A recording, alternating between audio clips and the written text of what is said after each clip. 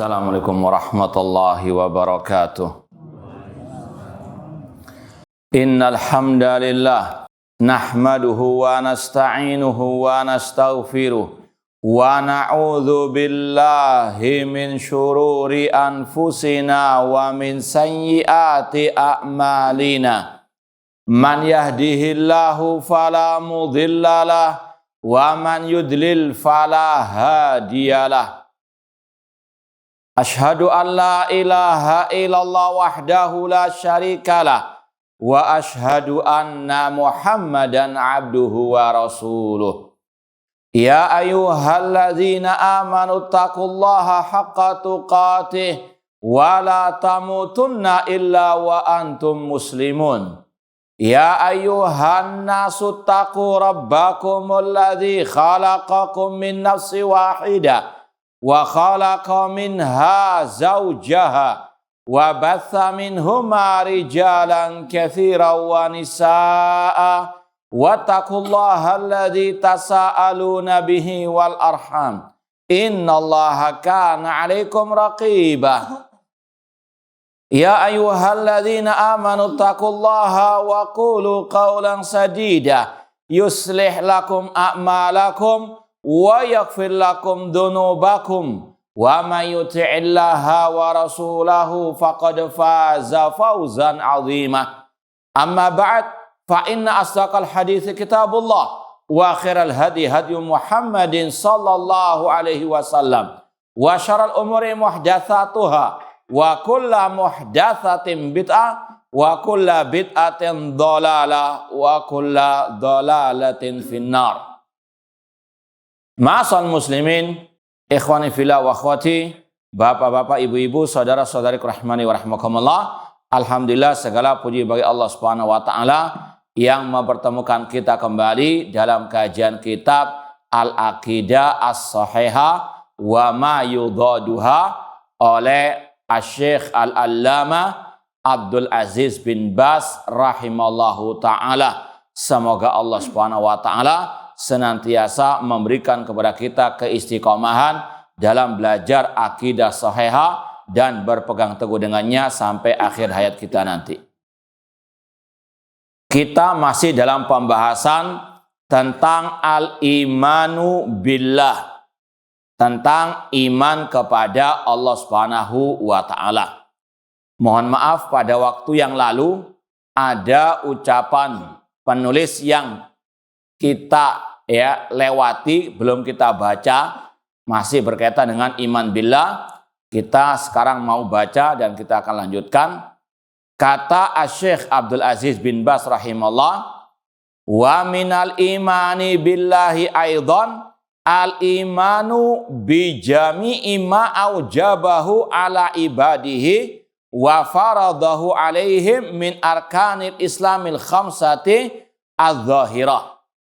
Di antara bentuk iman kepada Allah juga mengimani semua yang diwajibkan oleh Allah atas hamba-hambanya dari rukun-rukun Islam yang 5 yang dzahirah. Ini bagian daripada mengimani juga uluhiyah Allah Subhanahu wa taala. Mengimani hanya Allah satu-satunya zat yang berhak diibadahi. Dan di antara ibadah yang Allah wajibkan 5 rukun al-Islam. Tidak sah iman seseorang kepada Allah kalau dia masih naudzubillahi min dzalik mengingkari salah satu rukun Islam tersebut. Meskipun kata ulama seandainya dia sholat subuh misalnya, sholat duhur, asar, maghrib, isya, tapi dia mengingkari kewajibannya.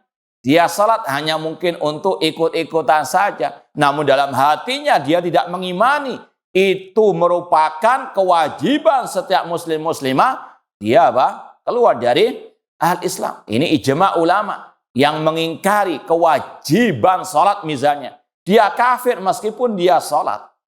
Dia kafir kalau dia mengingkari wajibnya puasa Ramadan meskipun dia ikut puasa Ramadan.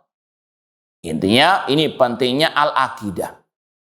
Meskipun seandainya kalau dibandingkan orang itu meyakini kewajiban puasa Ramadan namun dia nggak puasa, ini masih lebih baik daripada yang tidak meyakini kewajiban puasa Ramadan meskipun dia puasa. Meskipun dua-duanya apa? Jelek. Namun yang satu kufur akbar, keluar dari Islam, yaitu yang mengingkari kewajiban puasa. Semoga Allah Subhanahu wa taala mempertemukan kita dengan bulan suci Ramadan dalam keadaan sehat walafiat, imanan wa ihtisaban. Intinya ini pentingnya al-aqidah. Kalau orang itu tidak meyakini kewajiban salah satu rukun Islam tersebut, dia keluar dari Islam meskipun dia melakukannya. Kata Syekh, wa hiya syahadatu alla ilaha illallah wa anna Muhammadan Rasulullah wa iqamus salati wa ita'uz zakah wa shaumu Ramadan wa hajju baitillahi al-haram liman istata'a ilaihi sabila. 5 rukun Islam tersebut ini sudah insyaallah dipahami semuanya, yaitu mengucapkan 2 kalimat syahadat la ilaha illallah Muhammadar Rasulullah, kemudian mendirikan salat, menunaikan zakat, puasa Ramadan, berhaji ke Baitul Al-Haram bagi yang mampu melaksanakannya.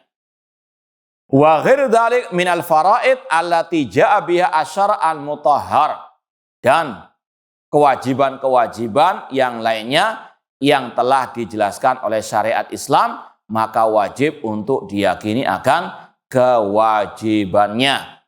Seperti misalnya al-jihad fisabilillah. Ini kalau memang terpenuhi syarat-syaratnya, wajib diyakini. Namun kalau tidak terpenuhi syarat-syaratnya, karena setiap ibadah ada syurutnya. Seperti sholat, demikian pula dengan puasa, zakat, haji. Contoh misalnya zakat. Orang yang untuk makan sehari-hari saja itu masih hutang misalnya, masa diwajibkan apa? Ketika ada orang miskin nggak mau zakatul mal, dituduh munafik, betul nggak? Yang nggak betul yang naudzubillah min dzalik, dia jahil, nggak paham tentang syurut apa? Zakat mal misalnya. Sama dengan jihad. Iya, jihad tuh diwajibkan oleh Allah Subhanahu wa taala kalau memang sudah terpenuhi apa? Syarat-syaratnya. Entah jihad tolak menyerang atau jihad ad-difa membela diri. Ketika misalnya ada orang yang mengumandangkan jihad atau kelompok meneriakkan jihad sedangkan tidak terpenuhi syarat-syaratnya, di antaranya kaum muslimin masih lemah sebagaimana zaman Rasulullah SAW dahulu, maka tidak diwajibkan jihad. Yang mewajibkan ini adalah menyimpang dari syariat jihad yang sebenarnya. Maka demikian seluruh kewajiban yang Allah bebankan atas umat Islam terikat, kata ulama, dengan firman-Nya fattaqullaha mastata'tum la yukallifullahu nafsan illa wus'aha. Allah tidak membebani suatu jiwa kecuali dengan kemampuannya.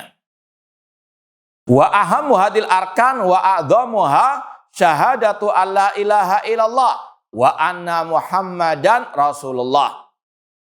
Yang paling penting dari 5 rukun Islam tadi adalah 2 kalimat syahadat. Gak ada artinya salat, puasa, zakat, haji kalau orang itu menyimpang dari la ilaha illallah. Makanya dakwah para nabi, para rasul yang utama dan yang pertama tentang la ilaha illallah. Mulai zaman Nabi Nuh alaihissalam, laqad arsalna Nuhan ila qaumihi faqala ya qaumi ibudullah ma lakum min ilahin ghairuh. Sungguh kami telah mengutus Nabi Nuh kepada kaumnya. Beliau berkata, ya qaumi ibudullah, wahai kaumku, ibadahilah Rabb kalian, ibadahilah Allah, sembahlah Allah, ma lakum min ilahin ghairuh. Sekali-kali kalian tidak memiliki sesembahan yang hak kecuali Allah. Demikian pula Nabi Hud, Nabi Saleh, wa ila adin akhahum Hudan faqala ya qaumi ibudullah ma lakum min ilahin ghairu. Wa ila Thamud akhahum Salihan faqala ya qaumi ibudullah ma lakum min ilahin ghairu. Semua para anbiya wa rasul prioritas dakwah mereka tentang la ilaha illallah. Dan ini yang juga dipraktekkan oleh Nabi kita Muhammad SAW. 10 tahun pertama dakwah beliau yang pertama dan utama tentang la ilaha illallah. Qulu la ilaha illallah tuflihu. Dan itu beliau ajarkan kepada sahabat beliau, Mu'ad bin Jabal. Ya Mu'ad, innaka ta'ti qauman ahla kitab, falyakun awwala ma tad'uhum ilai syahadatu alla ilaha illallah. Wahai Mu'ad, engkau akan mendatangi ahlul kitab, maka jadikan dakwamu pertama kali tentang la ilaha illallah. Dalam riwayat, sampai mereka mentauhidkan Allah Subhanahu wa ta'ala. Dan inilah yang dilanjutkan oleh dakwah salafiyah. Dakwah yang mengikuti dakwah Nabi dan Rasul. Dakwah tauhid yang utama. Makanya ciri khas manhaj dakwah salafiyah, manhaj firqatin najiyah, mereka mementingkan dakwah kepada at-tauhid. Bahkan kata Syekh Shalih bin Fauzan Al-Fauzan hafidhallahu ta'ala, di tengah banyak kesyirikan yang beredar, yang bergentayangan di tengah-tengah kaum muslimin, kalau masih ada dai-dai yang malas dakwah tauhid, yang enggan dakwah tauhid, atau yang menunda-nunda, bukan saatnya sekarang ini dakwah tauhid, maka ini bentuk penyimpangan dari manhaj dakwah para nabi, para rasul. Oleh karena itulah ma'asal muslimin, seorang muslim muslimah wajib meyakini inilah yang paling penting dalam Islam, tentang syahadat la ilaha illallah wa anna muhammadan rasulullah. Tidak ada artinya 4 rukun berikutnya kalau yang pertama sudah rusak. Naudzubillahi min dzalik. Fa syahadatu alla ilaha illallah taqtadi ikhlasal ibadati lillahi wahda wa nafyaha amma siwaha. Setelah kita mengetahui ini prioritas utama yang diwajibkan oleh Allah atas umat Islam, maka kewajiban berikutnya harus paham apa arti la ilaha illallah. Bukan hanya sekedar slogan, tauhid, namun harus paham juga apa itu at-tauhid. Makanya Allah berfirman, fa'lam annahu la ilaha illallah. Pelajarilah, pahamilah apa arti la ilaha illallah. Kata Syekh Abdurrahman As-Sa'di rahimahullah ta'ala dalam tafsirnya Taisir Kalimur Rahman, beliau mengatakan dalam ayat ini ada perintah wajib belajar terutama tentang at-tauhid, kalimat la ilaha illallah. Makanya kalau antum pelajari 7 syarat la ilaha illallah adalah al-ilmu. Sekedar tombong ngantuk kata orang Jawa. Ada yang bisa menyebutkan enggak 7 syarat la ilaha illallah? Nah, masih belum bangun. Kenapa? Nyontek. Ini daripada enggak sudah enggak apa-apa. Hafal, Pak? Ya. Ya.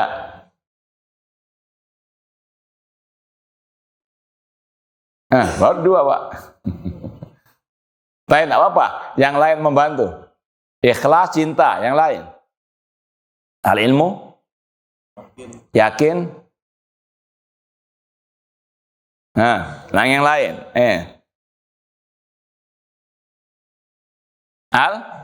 Al-inqiyad, yang ke-6.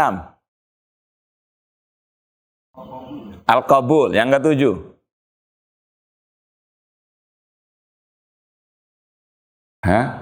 Apa? Ada yang tahu? As-sidqu. Taib. Ya, anak husnudon saja, antum masih belum panas kelihatannya ini. Taib. Kata Hafidz Al-Hakami, ini perlu untuk diulang-ulang. Ini masalah yang paling penting dalam al-Islam. Ya. Kata Hafidz Al-Hakami dalam bait-bait puisi beliau, wa bisab'ati syurutin qad quyyidat wa fi nususil wahyi haqqan waradat. Dengan 7 syarat itulah la ilaha illallah diikat, dan dalil-dalilnya ada pada nas-nas Al-Quran dan As-Sunnah. Fa innahu lam yantafi qailuha binutqi illa haitsu yastakmiluha.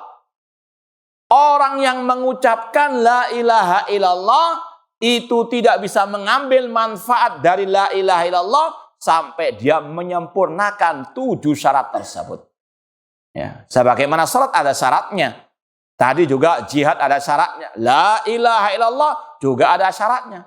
Gak ada manfaatnya, kata beliau, orang yang mengucapkan la ilaha sekedar di bibir saja tanpa menyempurnakan 7 syarat tersebut. Apa 7 syarat tersebut? Beliau lanjutkan dalam bait yang ketiga, al-ilmu wal yaqinu wal qabulu wal inqiyadu fadri ma'akulu. Ilmu, keyakinan, penerimaan, tunduk patuh, wal ikhlasu wasidqu wal mahabbah wa faqaqallahu lima ahabbah. Cinta, jujur, dan al-ikhlas. Ini kalau diperinci bisa setahun ini. Ada buku-buku para ulama tebal-tebal masalah syarat la ilaha illallah. Cuma yang kita inginkan di sini masalah yang pertama al-ilmu. Wajib dipelajari. Apa itu la ilaha illallah? Alhamdulillah kita pernah menulis buku tentang masalah hal ini dalam judul Menyelami Samudra Kalimat Tauhid. Mungkin bisa dilihat di internet dan seterusnya. Intinya kata Syekh, la ilaha illallah ini konsekuensinya mengikhlaskan ibadah hanya kepada Allah semata. Ini yang paling sangat amat dibutuhkan oleh umat Islam, terutama di zaman ini. Untuk dipahamkan bahwasanya la ilaha illallah bukan ucapan di bibir saja, bukan hanya sekedar dikumandangkan di azan, dijadikan zikir, namun harus dipraktekkan isinya dan konsekuensinya. Yaitu menyerahkan semua ibadah hanya kepada Allah. Salat, puasa, zakat, haji, doa, istighosa, bernadar, menyembelih, bersumpah hanya kepada Allah semata. Karena kalau la ilaha illallah hanya ucapan di bibir saja, apa bedanya dengan orang-orang munafikin? Yaquluna bi afwahihim ma laysa fi qulubihim. Mereka mengucapkan dengan lisan mereka namun tidak dalam hati mereka. Naudzubillahi min dzalik. Konsekuensi mengucapkan la ilaha illallah, mengikhlaskan ibadah hanya kepada Allah semata, wa nafyuha amma siwaha, dan menafikan semua sesembahan selain Allah Ta'ala. Ya. Makanya dalam la ilaha illallah ada rukun-rukunnya. Seperti salat ada syaratnya, ada rukunnya. La ilaha illallah juga demikian. Tadi ada 7 syaratnya. Ada rukunnya juga. Siapa yang bisa menyebutkan? 6. Ada berapa rukun la ilaha illallah? Ada apa saja? An-nafyu wal itsbat. Barakallahu fikum. Cuma 2 saja. Masa nggak ingat terus? Jadi sekali lagi, syarat la ilaha illallah ada berapa tadi? Ada syaratnya. Syarat ada 7. Rukunnya ada 2. Rukunnya ada 2, yaitu an-nafyu wal itsbat. Peniadaan dan penetapan. An-nafyu peniadaan, al-itsbat penetapan. Dan itu ada pada kalimat la ilaha illallah. La ilaha, tidak ada sesembahan yang hak. Itu namanya an-nafyu, peniadaan. Meniadakan semua sesembahan selain Allah. Mengingkari semua sesembahan selain Allah. Itu namanya an-nafyu, peniadaan. Illallah, kecuali Allah, itu namanya al-itsbat, penetapan. Menetapkan hanya Allah satu-satunya sesembahan yang hak. Paham, Tom? Paham? Alhamdulillah. Baik, kemudian kata beliau, wa hadza huwa makna la ilaha illallah. Inilah makna yang benar dari la ilaha illallah. Fa inna maknaha la ma'buda bihaqqin illallah. Karena makna la ilaha illallah yang sebenarnya tidak ada sesembahan yang hak kecuali Allah. Tidak ada yang berhak disembah dengan benar kecuali Allah. Itu makna yang benar dari la ilaha illallah. Duh, kan yang viral dari dulu kan Ustadz, tidak ada Tuhan atau pencipta selain Allah. Betul enggak itu? Hah? Betul atau tidak? Hah? Tidak, yakin. Baik, apa alasannya? Apa dalilnya? Kok bisa menyalahkan? Ini kan sudah apa? Pendapat mayoritas orang sekarang. Ya, yang pertama tidak sesuai dengan fakta di lapangan. Tidak ada Tuhan selain Allah. Di lapangan, di fakta yang ada, banyak Tuhan-Tuhan selain Allah. Orang Nasara, orang Yahud, orang-orang yang lain musyrikin punya Tuhan-Tuhan selain apa? Allah. Kata-kata tidak ada Tuhan selain Allah tidak sesuai dengan fakta yang ada. Yang kedua, apa alasan atau dalilnya? Menyelisihi pemahaman. Ya, sekali lagi, menyelisihi pemahaman Nabi dan Rasul. Semua para nabi, para rasul tadi kita sampaikan dakwanya tentang la ilaha illallah. Dan semuanya sepakat mengartikan la ilaha illallah, ya qaumi ibudullah ma lakum min ilahin ghairu. Ani ibudullah wajtanibut taghut. Semuanya mengartikan bahwasanya la ilaha illallah artinya ibadahilah Allah, tinggalkan sesembahan selain Allah. Ini berkaitan dengan tauhid al-uluhiyah. Bukan berkaitan dengan tauhid apa? Rububiyah. Paham ya? Jadi kenapa kok kita menyalahkan arti tidak ada Tuhan atau pencipta selain Allah bagi kalimat la ilaha illallah? Karena sekali lagi la ilaha illallah dipahami oleh para nabi, para rasul dengan kata-kata ani ibudullah wajtanibut taghut. Ya qaumi ibudullah ma lakum min ilahin ghair. Enggak ada para anbiya wa rasul mereka mengartikan la ilaha illallah dengan tidak ada pencipta selain Allah. Yang ketiga, apa alasannya? Paling enggak 5 lah sudah. Iya, menyelisih pemahaman orang-orang Arab ya yang fasih bahasa Arab, tentunya diantaranya di zaman Rasulullah SAW. Orang-orang kafir Quraisy, orang-orang yang fasih bahasa Arab, mereka paham betul arti la ilaha illallah dan mereka ikrarkan arti itu, dan Allah pun apa? Cantumkan dalam Al-Qur'an. Ketika Rasul menyeru mereka mengucapkan la ilaha illallah, mereka menjawab aja'alal alihata ilahan wahida. Apakah Muhammad ingin menjadikan sesembahan yang banyak hanya satu sesembahan? Ini la ma'buda bihaqqin illallah. Kenapa mereka tidak mau mengucapkan la ilaha illallah? Karena mereka tahu konsekuensinya. Ini bedanya orang musyrikin dengan sebagian kaum muslimin sekarang. Orang muslimin sekarang banyak mengucapkan atau mereka mengucapkan la ilaha illallah, namun banyak mereka tidak paham apa arti la ilaha illallah. Orang musyrikin jahiliyah mereka paham arti la ilaha illallah karena itu bahasanya mereka. Tapi mereka nggak mau mengucapkannya karena mereka tahu konsekuensinya harus melawan arus budaya lokal, kearifan lokal di zaman mereka. Sebagaimana yang Allah firmankan, innahum kanu idza qila lahum la ilaha illallah yastakbirun. Sesungguhnya mereka ketika disuruh mengucapkan la ilaha illallah, mereka sombong. Wa yaqulun a inna la tariku alihatina li syairin majnun. Kata mereka, apakah kami harus meninggalkan sesembahan-sesembahan kami untuk mengikuti seorang penyair yang gila? Rasul dituduh penyair yang gila gara-gara dakwah apa? At-tauhid. Ya, ini resiko dakwah tauhid, banyak yang membuli, banyak yang memusuhi. Kata orang-orang musyrikin jahiliyah, kami tidak akan mungkin meninggalkan apa? Sesembahan-sesembahan kami untuk mengikuti Nabi Muhammad SAW yang mereka tuduh syair majnun. Dalam ayat yang lain Allah mengatakan, wa idza qila lahum ittabi'u ma anzalallah qalu bal nattabi'u ma alfaina ali aba'ana awalau kana aba'hum la yaqiluna syai'an wa la yahtadun.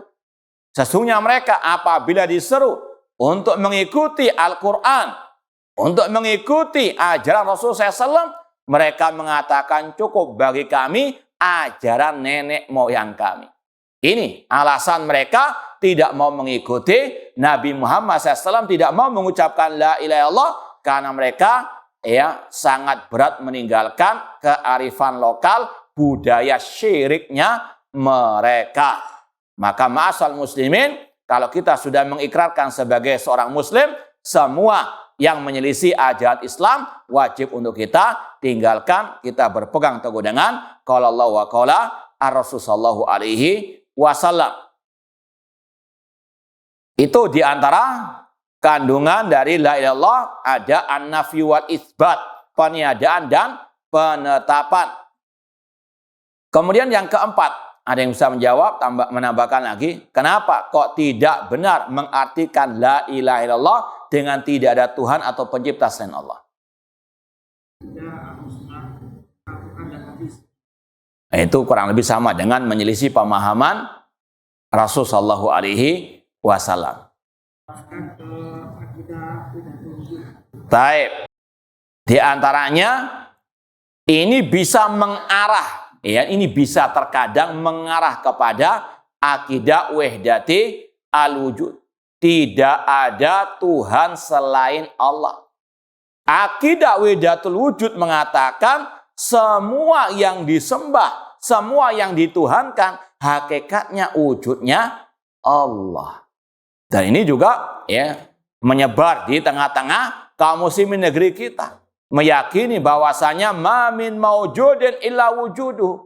Tidaklah yang berwujud kecuali wujudnya Allah. Ketika orang musyrik menyembah patung, kata mereka hakikatnya mereka menyembah Allah yang bersatu dalam apa? Bersatu dalam patung tersebut. Ya, bahkan ada dai kondang juga yang dia pernah mengatakan orang Nasoro kalau di hari kiamat dihisab oleh Allah, kenapa engkau menyembah Isa? Kalau orang Nasara tersebut mengatakan, ya karena aku melihat sifatmu ya Allah dalam diri Isa, maka dia bebas dari neraka. Paham tuh? Ini akidah wahdatul wujud. Yang kufur akbar, syirkul akbar. Bagaimana orang Nasara yang jelas-jelas divonis oleh Allah masuk neraka kekal selama-lamanya, masih dikecualikan yang meyakini wahdatul wujud gak masuk neraka. Naudzubillahi min dzalik. Sekali lagi ini yang perlu disampaikan kepada umat, ini akidah kufur dan syirik kepada Allah Subhanahu wa taala, meyakini Allah bersatu dalam diri hamba-hambanya ataupun para wali-walinya atau para nabinya dan seterusnya. Kalau mau ditambahkan lagi, kata-kata la ilaha ilaha dalam bahasa Arab itu artinya al-ma'bud, bukan Tuhan atau pencipta. Kalau Tuhan atau pencipta, Arab ataupun al-khaliq. Maka sekali lagi, yang benar dari arti la ilaha illallah adalah tidak ada yang berhak diibadahi dengan hak kecuali Allah, atau tidak ada sembahan yang hak kecuali Allah. Fa kullu ma ubida min dunillah min basharin aw malakin aw jinnin aw ghairi dzalik fa kulluhu ma'budun bil batili. Setiap yang disembah selain Allah, baik dari manusia tadi, baik itu nabi, wali, ataupun malaikat, atau jin, atau yang lainnya, maka semuanya adalah sesembahan yang batil. Wal ma'budu bil haqqi huwa Allah wahda. Yang berhak diibadahi dengan hak hanyalah Allah semata. Ini berdasarkan firman Allah surat Al-Hajj ayat 62. Dzalika bi annallaha huwal haq. Yang demikian itu bahwasanya Allah adalah sesembahan yang hak, wa annama yad'una min dunihi huwal batil, dan bahwasanya yang disembah selain Allah adalah sesembahan yang batil. Kalau antum ditanya dari mana kata-kata la ma'buda bihaqqin, kata-kata tidak ada sembahan yang hak, ya, dzalika bi annallaha huwal haq, itu dalilnya. Dzalika bi annallaha huwal haq. Itu makna la ilaha illallah yang sebenarnya, yang benar. La ma'buda bihaqqin illallah, tidak ada sembahan yang hak kecuali Allah. Wa qasabaqa bayanu anna Allah subhanahu khalaqa tsaqalain li hadzal asl, dan sudah dijelaskan di awal-awal kitab ini bahwasanya Allah menciptakan jin dan manusia untuk satu tujuan ini. Apa itu? Yaitu tadi menyembah, beribadah hanya kepada Allah semata. Ini menunjukkan pentingnya atau kedudukan dari la ilaha illallah, bahwasanya manusia dan jin tidaklah Allah ciptakan kecuali untuk menegakkan at-tauhid. Wa ma khalaqtul jinna wal insa illa liya'budun. Tidaklah aku ciptakan jin dan manusia kecuali untuk beribadah kepadaku. Kata sebagian ulama, arti liya'buduni liwahiduni, untuk mereka mentauhidkan diriku, mengesahkanku dalam ibadah. Demikian pula kata beliau, wa amarahum bihi, dan Allah memerintahkan jin dan manusia untuk tujuan yang mulia ini, beribadah hanya kepada Allah. Bahkan sudah pernah kita sampaikan juga ayat pertama yang bentuknya perintah dalam Al-Quran, perintah untuk bertauhid. Ayat pertama yang bentuknya larangan dalam Al-Quran, larangan dari berbuat syirik. Ini menunjukkan pentingnya la ilaha illallah, pentingnya dakwah at-tauhid. Ya. Maka aneh kalau ada yang masih nyinyiri dakwah tauhid.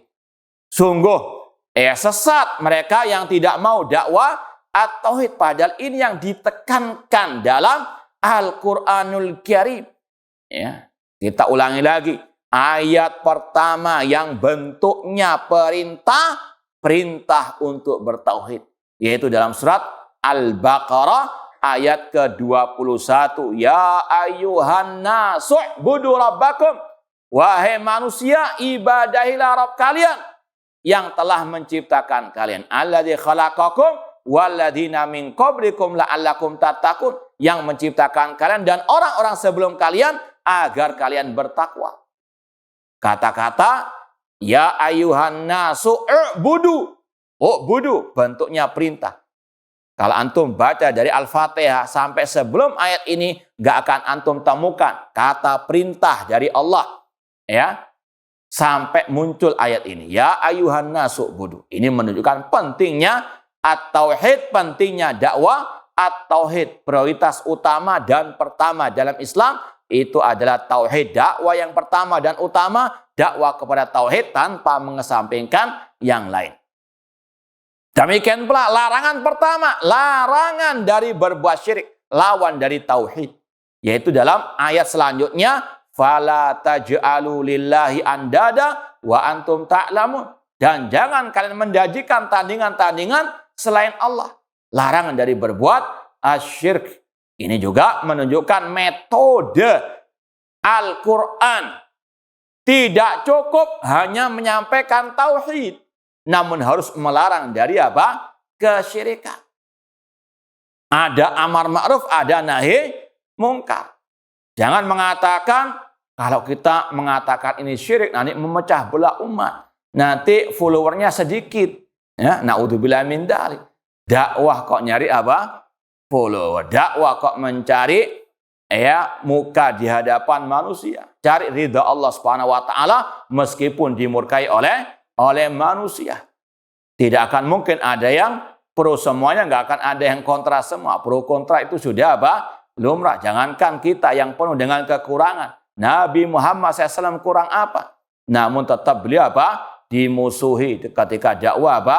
At-tauhid. Makanya dalam Islam, dakwah itu adalah ibadah. Maka harus ikhlas dan ittiba kepada apa? Sunnah Rasul. Meskipun tidak ada yang mengikuti, tidak ada masalah. Karena kita diperintahkan untuk berdakwah sesuai ajaran Rasul. Bukan dakwah untuk apa? Cari follower yang banyak. Yang penting banyak-banyakan pengikut tidak. Yang penting dakwah sesuai dengan ajaran Rasul sallallahu alaihi wasallam. Keberhasilan dakwah bukan dengan banyaknya pengikut, namun bagaimana dakwah itu sesuai dengan ajaran Rasul sallallahu alaihi wasallam. Nabi Muhammad SAW dulu menceritakan ada nabi yang punya pengikut 1 atau 2, bahkan ada nabi yang nggak punya pengikut sama sekali. Apakah nabi itu gagal dalam dakwah? Tidak. Karena apa? Allah tidak mewajibkan kita banyak-banyak pengikut. Namun bagaimana kita dakwah sesuai dengan ajaran Rasul SAW. Qul in kuntum tuhibbunallah fattabi'uni yuhibbukumullah. Kemudian kata Syekh, wa arsala bi rusulahu wa anzala bi kutubahu. Allah mengutus para rasulnya karena satu tujuan ini, yaitu apa? At-tauhid. Seperti yang kita sampaikan tadi, mulai zaman Nabi Nuh, rasul yang pertama, sampai Nabi kita yang terakhir, Nabi Muhammad SAW, dakwah mereka yang utama dan pertama tentang at-tauhid. Bahkan Nabi Yusuf alaihissalam, meskipun di penjara, beliau nggak dakwah untuk demo, enggak. Beliau dakwanya bukan untuk mencaci maki pemimpin, tidak. Namun dakwah beliau dakwah tauhid. Ya sahibai sijni a'arbabun mutafarriqun khairun amillahul wahidul qahar. Ma ta'buduna min dunihi illa asma'an samaitumuha antum wa aba'ukum ma anzalallahu biha min sultan. Inil hukmu illa lillah amara alla ta'budu illa iya dzalika dinul qayyim walakin aktsarun nasi la ya'lamun. Kata Nabi Yusuf alaihissalam, wahai 2 temanku yang di penjara, apakah Tuhan-Tuhan yang banyak itu lebih baik ataukah Allah yang Maha Esa lagi Maha Perkasa? Tidaklah yang kalian ibadahi selain Allah, melainkan nama-nama yang kalian ada-adakan sendiri dan juga yang diada-adakan oleh nenek moyang kalian yang tidak Allah turunkan keterangan padanya. Tidak ada hukum kecuali hukum Allah, yaitu Dia memerintahkan untuk kalian tidak beribadah kecuali hanya kepada Allah. Ini dakwah Nabi Yusuf alaihissalam meskipun di dalam penjara, dakwah tauhid. Bahkan kata ulama, beliau waktu itu ditanya tentang takwil mimpi. Namun beliau apa? Singkirkan dulu. Beliau bahas masalah apa? At-tauhid. Maka sekali lagi, sungguh keliru kalau tidak mau memulai memproteskan dakwah tauhid di tengah umat yang masih apa? Banyak tidak paham tauhid, yang masih banyak bergelimang dengan kesyirikan kepada Allah Subhanahu wa taala. Apalagi dengan alasan, itu dakwah tauhid kan hanya untuk non-muslim. Tidak. Karena apa? Umat Islam kelakuannya sebagian mereka sama dengan sebagian atau dengan orang-orang musyrikin. Sebagian kaum muslimin kelakuan mereka, perbuatan mereka masih mengikuti jejak orang-orang musyrikin menyembah kepada selain Allah. Ini sudah apa? Rahasia umum. Adakah kaum muslimin yang menyembah kuburan keramat? Banyak. Yang menyembah pohon keramat? Banyak. Maka sekali lagi, kata-kata dakwah tauhid hanya untuk umat selain Islam ini adalah istilahnya buta fakta di lapangan. Bahkan Rasul sendiri mengatakan, la taqumus sa'atu hatta talhaqa qabailun min ummati bil musyrikin. Tidak akan tegak hari kiamat sampai kabilah-kabilah dari umatku mengikuti jejak orang-orang musyrikin. Hatta ta'buda qabailun min ummati al-authan. Sampai kabilah-kabilah dari umatku menyembah berhala. Makanya dakwah tauhid sampai hari kiamat. Dan dakwah tauhid tadi menyeru kepada penyembahan hanya kepada Allah dan meninggalkan segala bentuk kesyirikan. Tidak cukup hanya mengatakan sembahlah Allah. Harus dengan ditambahi dan jangan berbuat syirik kepada Allah. Wa'budullah wa la tusyriku bihi syai'a. Beribadahlah kepada Allah, jangan berbuat syirik. Demikian pula Allah menurunkan kitab-kitabnya hanya untuk satu tujuan ini. Yaitu apa? Menegakkan at-tauhid. Ini yang paling utama. Bahkan kata Al-Imam Ibnu Qayyim rahimahullah, Al-Quran kulluhu at-tauhid. Quran isinya tentang tauhid. Ya. Surat pertama dalam Al-Quran surat apa? Al-Fatihah. Intinya tentang apa? At-tauhid. Bahkan Al-Fatihah ummul kitab, induknya Al-Quran. Intisari Al-Quran pada surat Al-Fatihah. Surat Al-Fatihah intisarinya pada pertengahan suratnya. Iyyaka na'budu wa iyyaka nasta'in.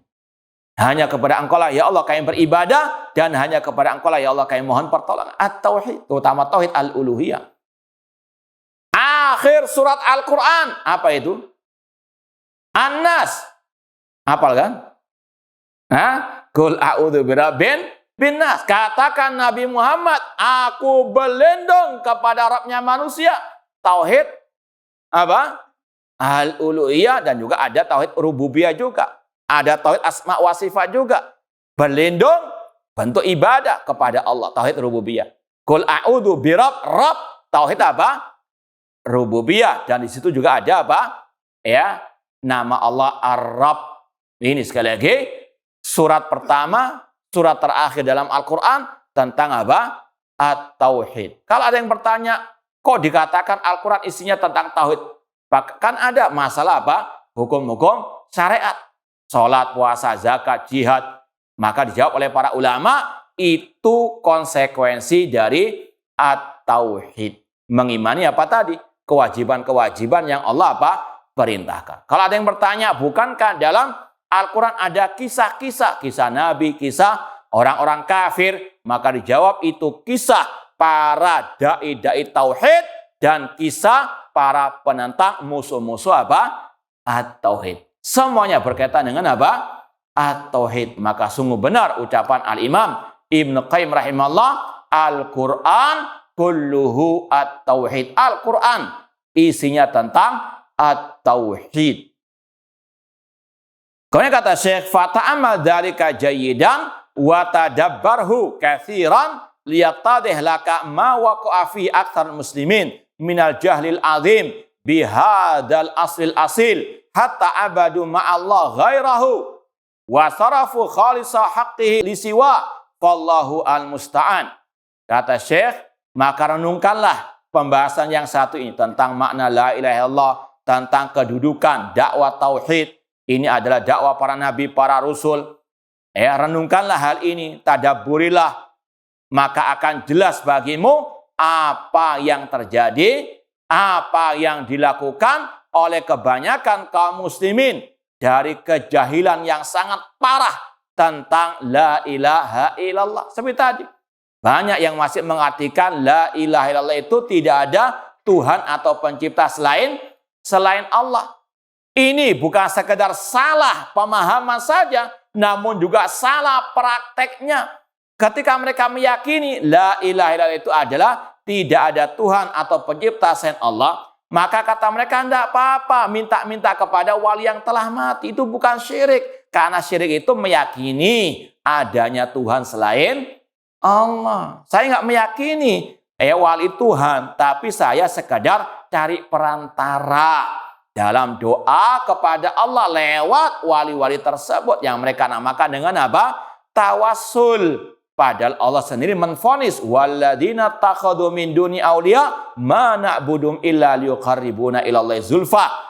Dan orang-orang yang menjadikan tandingan-tandingan bagi Allah, mereka mengatakan kami tidak mengibadahi orang-orang tersebut, namun mereka hanya perantara antara kami kepada Allah dengan sedekat-dekatnya. Allah vonis mereka apa? Berbuat syirik, menjadikan tandingan-tandingan bagi Allah Subhanahu wa taala. Ini kenapa dilakukan oleh kaum muslimin? Di antaranya tadi, Karena mereka meyakini, namanya syirik itu kalau meyakini adanya Tuhan selain Allah. Karena salah paham tentang arti la ilaha illallah. Makanya perlu disampaikan terus. Dakwah tauhid tentang arti la ilallah, rukun la ilallah, syarat la ilallah, pembatal la ilaha illallah. Dan kitab ini seperti dalam judulnya akan dibahas juga tentang pembatal-pembatal Islam atau pembatal-pembatal la ilaha illallah. Sehingga ketika mereka jahil terhadap kalimat la ilaha illallah, mereka pun menyembah kepada selain Allah dan mereka menyerahkan ibadah mereka kepada selain Allah. Allahu al-musta'an. Kemudian kata Syekh, wa minal imani billahi subhana al-imanu bi annahu khaliqul alam wa mudabbiru syu'unihim wal mutasarrifihim bi ilmi wa qudratihi kama yasha'u subhana. Di antara bentuk iman kepada Allah, mengimani bahwasanya Allah yang menciptakan alam semesta, yang mengatur alam semesta, yang memiliki alam semesta. Ini yang disebut dengan tauhid apa? Ar-rububiyah. Dan akidah ini, tauhid ini diimani oleh orang-orang musyrikin jahiliyah. Wala in sa'altahum man khalaqas samawati wal arda la yaqulunallah. Jika engkau bertanya kepada orang musyrikin jahiliyah, siapa yang menciptakan langit dan bumi? Serentak mereka menjawab Allah. Ini tauhidnya orang musyrikin jahiliyah. Ini imannya orang musyrikin jahiliyah. Jangan dikira mereka tidak paham tentang Allah. Jangan dikira mereka tidak mengenal Allah. Mereka meyakini tauhid rububiyah. Makanya di antara jawaban tadi, alasan kenapa kok tidak benar mengartikan la ilaha illallah dengan tidak ada pencipta atau Tuhan selain Allah. Karena kalau ini arti yang benar dari la ilaha illallah, orang musyrikin jahiliyah otomatis sudah masuk Islam. Anak ulangi lagi.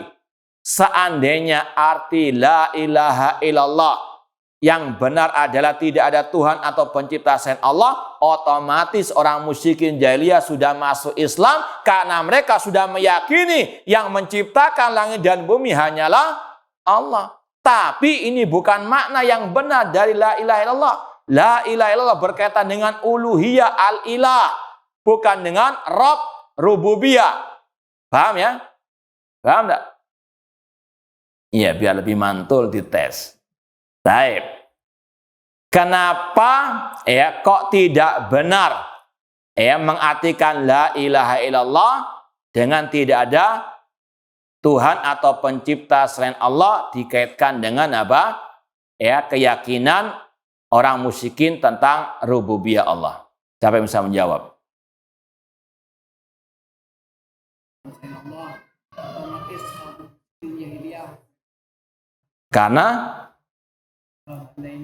Karena apa? Kenapa kok mereka otomatis masuk Islam?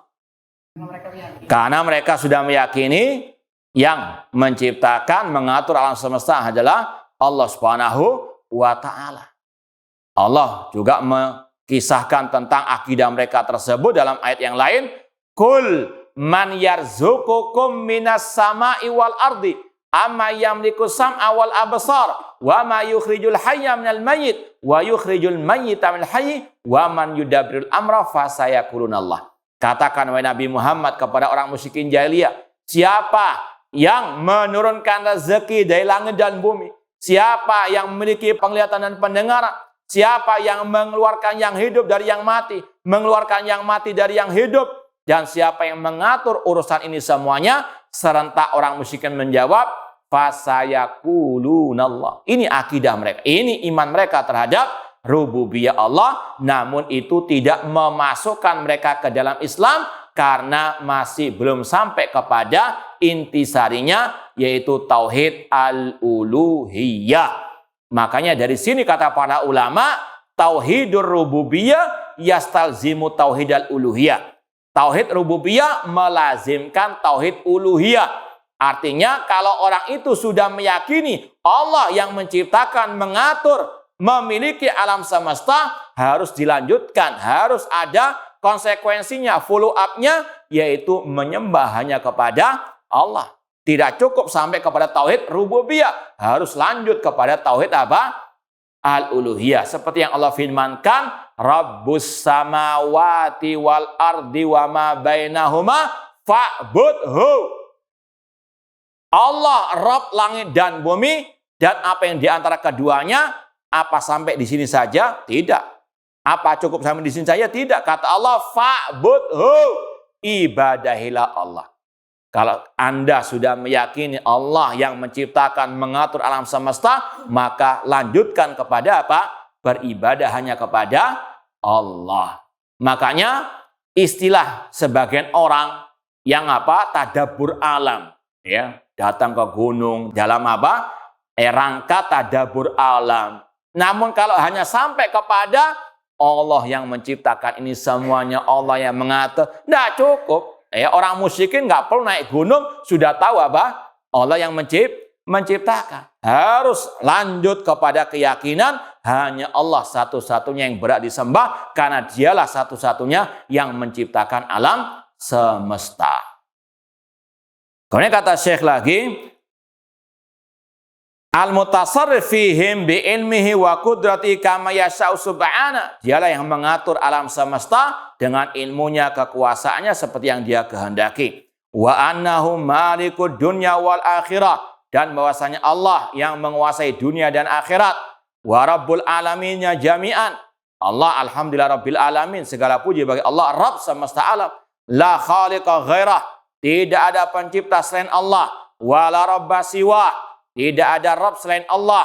Wa annahu arsala rusul wa anzal kutub li istahil ibad wa da'watim ila ma fi najatum wa salahuhum fil ajili wal ajili. Dan Allah mengutus para rasul, menurunkan kitab-kitabnya untuk memperbaiki keadaan hamba, untuk menyeru mereka kepada keselamatan mereka, kebaikan mereka di dunia wal akhirah, yaitu dengan dakwah at-tauhid tadi.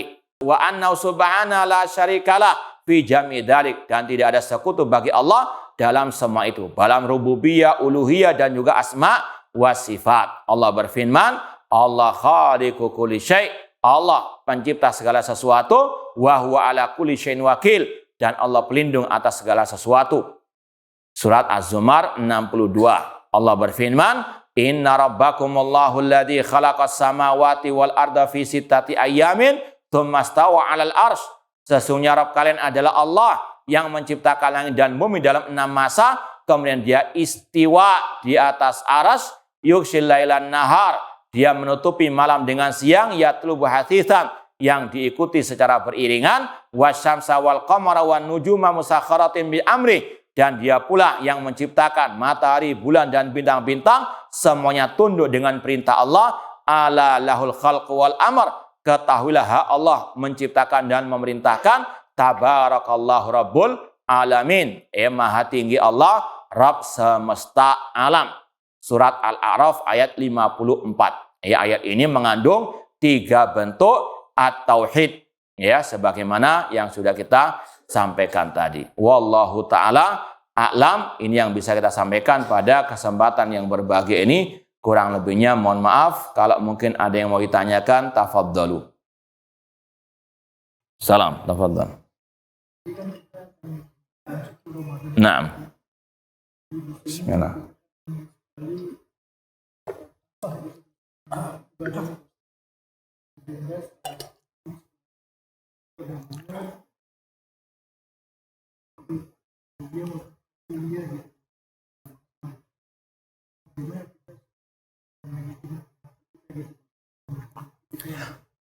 Baik, ini berkaitan dengan bulan suci Ramadan. Sekali lagi kita berdoa kepada Allah, semoga Allah Subhanahu wa taala mempertemukan kita dengan bulan suci Ramadan dalam keadaan sehat wal afiat, imanan wa ihtisaban.